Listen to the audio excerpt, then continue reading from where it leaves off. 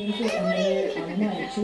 ആ സാഹചര്യത്തിൽ ഇങ്ങനെ ഇത്തരത്തിൽ തൻ്റെ പരാതി താൻ ആരോട് പറയുമെന്ന് ഗവർണർ ചോദിച്ചു. തുടർന്ന് വീണ്ടും മുദ്രാവാക്യം വിളികളുമായി അടുക്കളത്തിൽ ഇറങ്ങാൻ ശ്രമിച്ച ഡിഎംകെ അംഗങ്ങളെ ബലം പ്രയോഗിച്ച് പുറത്താക്കാൻ സ്പീക്കർ പറഞ്ഞു. അത്തരത്തിൽ ബലം പ്രയോഗിച്ച് പുറത്താക്കാൻ സുരക്ഷാ ഉദ്യോഗസ്ഥർ ശ്രമിച്ചപ്പോൾ വീണ്ടും സംഘർഷമുണ്ടായി.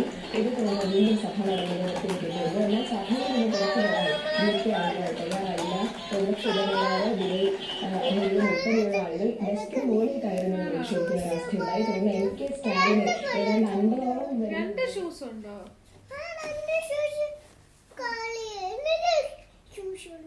ആണോ?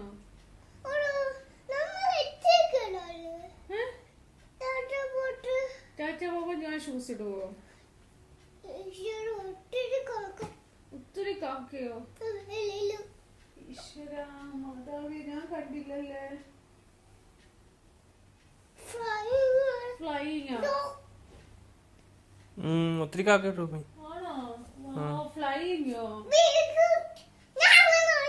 കാക്കയുടെ ഇംഗ്ലീഷ് എന്തുവായിരുന്നു? മമ്മിയൊക്കെ മറന്നല്ലേ.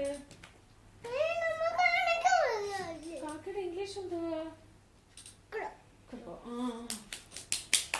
പിന്നെ ഈ ബേബി ഒന്ന് പാടി കേൾപ്പിച്ചേ, മമ്മി ഒന്ന് കേൾക്കട്ടെ. ബേബി എന്തോ പാടുന്നേ?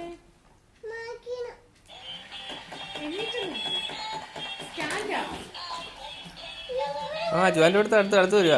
ബാക്കി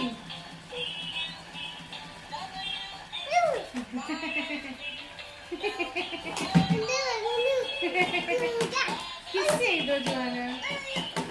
ജോന് കിസ് ചെയ്യുവാണോ ബേബി? ഒന്ന് കിസ് ചെയ്തേ.